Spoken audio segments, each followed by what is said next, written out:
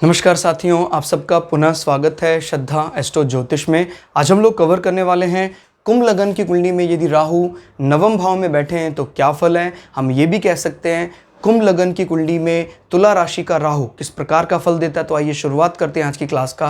लग्न से गिनते हैं अगर हम एंटी क्लॉकवाइज तो ये आता है नवा भाव, नवम भाव। नौवां भाव बात करता है हमारे भाग्य की, हमारी धार्मिक प्रतिष्ठा, धार्मिक यश, धार्मिक जो इमेज है वो नवम भाव से देखा जाता है।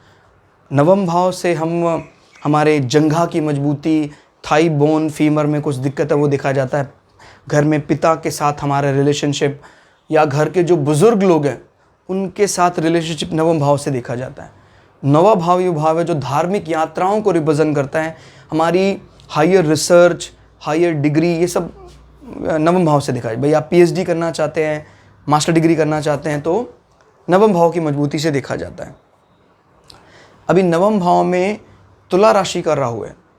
तुला राशि को शनि की उच्च राशि माना जाता है और राहु यहाँ बैठकर शनि की तरह ही बर्ताव करते हैं, तो आपको पता है कि भाई अच्छा फल देंगे। फिर शुक्र भी अगर बहुत मजबूत अवस्था में, जो इनका तीसरा लक्ष्मी त्रिकोण है, सबसे मजबूत लक्ष्मी त्रिकोण, अगर वो भी मजबूत अवस्था में है और वो शुक्र उच्च का होकर द्वितीय भाव में बैठ जाता है तो फिर इसने घर के ओवरऑल जो रिजल्ट है उसको पॉजिटिव कर रखा है शुक्र ने। अब राहु का काम है इस घर के इन बिटवीन फेज को मैनेज रखना। याद रखिए भाव को मैनेज करता है यहाँ राहु, क्लियर। और जो भावेश है वो उस घर के रिजल्ट, ओवरऑल रिजल्ट को बचाए रखता है, बुरा या अच्छा, क्लियर हो गया। तो यहां बैठकर राहु जो घर का ओवरऑल इंपैक्ट है उसको पॉजिटिव कर रहा है और शुक्र बली होकर इसका जो रिजल्ट है घर का, अब कोई विद्यार्थी है वो पढ़ाई में सेशनल टेस्ट में बहुत अच्छे नंबर लाता है लेकिन फाइनल एग्जाम में फेल हो गया क्योंकि इस घर का मालिक कमज़ोर अवस्था में है। तो इस बात का आई थिंक आप समझ में आ गया होगा आपको कि वो दोनों चीज़ें आपको देखनी है।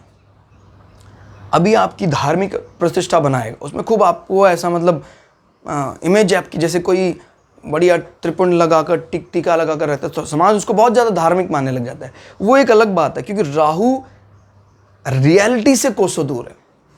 आपकी इमेज बना देगा लेकिन आप भी इस बात को समझते होंगे भाई मैं वास्तव में ज़्यादा धार्मिक आदमी नहीं हूँ, दिखावा पसंद। और क्योंकि राहु ट्रेडिशन से हट के चलने की बात करता है तो ऐसे व्यक्तियों को रूढ़ियों से अलग चलने वाला माना जाता है। यानी कोई रूढ़िवादी विचारधारा इनको नहीं है। घर का मालिक भी मजबूत अवस्था में है, घर में भी फेवर मिल रहा है तो सोसाइटी भी इनके इस सोच की रिस्पेक्ट करती है कि चलो ये रूढ़िवादी नहीं है। और यहाँ बैठकर ये आपके पिता को भी एक प्रकार का डिप्लोमैट बनाता है कि भाई सही को सही, गलत को गलत, वो जानते एकदम। आपको पता है आज के समय पर ये बहुत बड़ा गुण माना जाता है। सही समय पर सच बोलना चाहिए, समय सही नहीं है तो गलत भी बोला जा सकता है क्योंकि सतयुग का समय नहीं, कलयुग का समय। आपको देखना पड़ेगा किसके सामने क्या बोला जाए, क्लियर। तो राहु इसीलिए आजकल का प्लैनेट कहा जाता है। और अगर किसी कुंडली में राहु जैसे प्लैनेट बली हैं तो वो इस डिप्लोमेसी का बहुत बढ़िया ढंग से इस्तेमाल करना जानता है। पिता हालांकि बहुत मीठे स्वभाव के हैं तुला राशि के कारण, लेकिन राहु उनको इस विद्या में पारंगत करता है। छद्म विद्या जानते हैं वो, उसका पॉजिटिव इस्तेमाल करना जानते हैं। शुक्र अगर बहुत कमजोर अवस्था में तो राहु का यहाँ सेटिंग आपके थाई वाले हिस्से में, आपकी जंघा वाले हिस्से में कोई ना कोई समस्या खड़ी कर सकता है, क्लियर। यहाँ से हम यात्राओं की भी बात करते हैं तो राहु का यहाँ बैठना कहीं ना कहीं लंबी यात्राएं, ट्रेन या प्लेन के जरिए लंबी यात्राओं, जब राहु की दशा चलेगी तो अच्छी यात्राएं भी कराएगा, बड़ी यात्राएं। गिनते हैं यहाँ से 1 2 3 4 5, पांचवी दृष्टि राहु आपके लग्न मस्तिष्क पर बनाए हुए हैं, क्लियर हो गया। क्योंकि राशि को अपना खुद का मानते हैं कुंभ राशि को, तो ये दृष्टि बुरी नहीं मानी जाएगी कि भाई बुरा दोष देगी, कुछ ऐसा देगी। इस राशि में राहु की दृष्टि ये बताती है कि कुंभ राशि को यहाँ एक प्रकार से बल मिल रहा है। आप अच्छे अच्छे प्लान बनाने वाले, लेकिन इस प्लान में कभी किसी को भी आप कष्ट नहीं देना चाहेंगे क्योंकि कुंभ राशि का स्ट्रक्चर मकर राशि से एकदम भिन्न है।